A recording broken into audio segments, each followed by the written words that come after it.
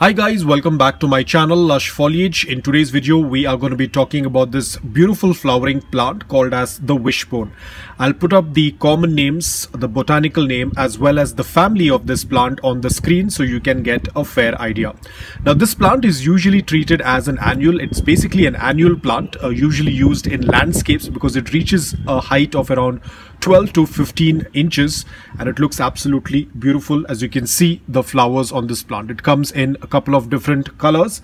Now ideally this plant in my hometown is treated as a weed because as and when the seed pod is prepared, the seeds tend to spread around, and because the land and the soil is very fertile, they tend to grow in a large numbers.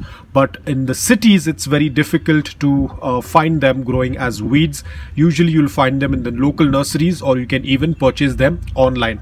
Now this is the first time that I've got this plant, so I have to still wait and see what's going to happen during the winters, because back in my hometown in the month of January as well I had seen this plant blooming. It was flowering, so I'm not very sure. Probably it all depends upon your environment and climate, because if you are from a place which is very cold and you experience frost, then this plant is going to die. It will not survive out in frost. So the best you can do is collect the seeds and then you can sow the seeds, because this is a summer growing plant. So in a lot of places this is treated as annuals and only planted during the summers. By winters the entire plant tends to die off. Now talking about how to get this plant blooming so profusely, you have to provide the right conditions. So let's start with the light.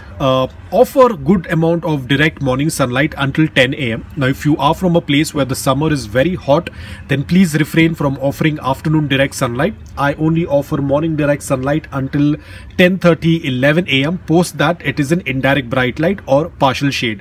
Please don't offer afternoon sunlight, the plant will die, especially if you are from a very hot and humid environment. Now talking about the soil mix, I have used a mix of coco peat, garden soil and sand because they prefer well draining soil mix. The soil has to have an even moisture but not soggy wet soil. The moment the plant is sitting in soggy wet soil, the plant will have a root rot, so you have to be extremely careful.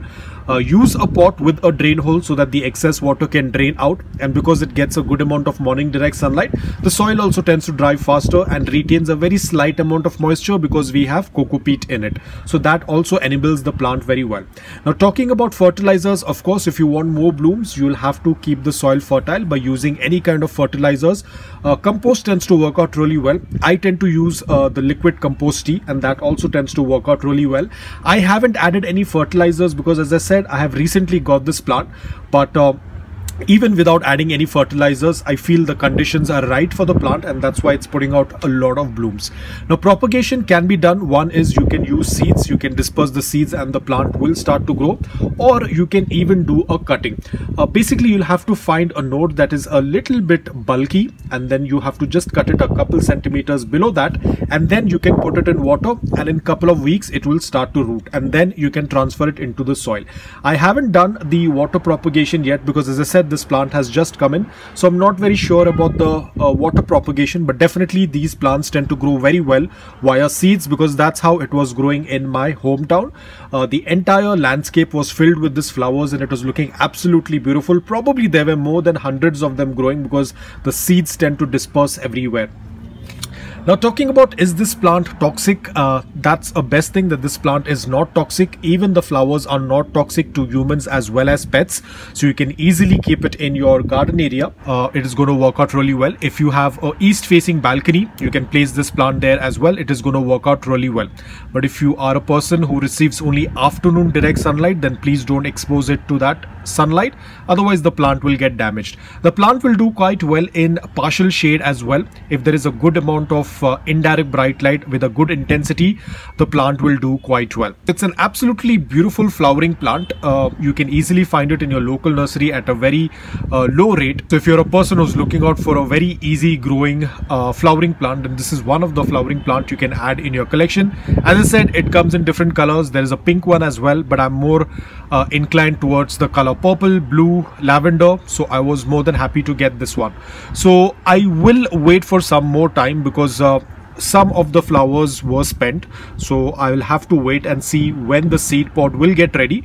If the seed pod gets ready, I will definitely show you how it tends to look like and how you can take out the seeds from the seed pod and sow them so that I can grow some more of them, because definitely one is not enough for me. I want to have a couple of them, so I will be collecting some seeds and putting them into the soil, and I'm going to show you how I'll do that. So guys, that's all about it. I hope that this video was helpful to you. If it was, please hit the like button, and if you're new to my channel, please consider subscribing to it. Until then, take care, stay safe, and keep propagating.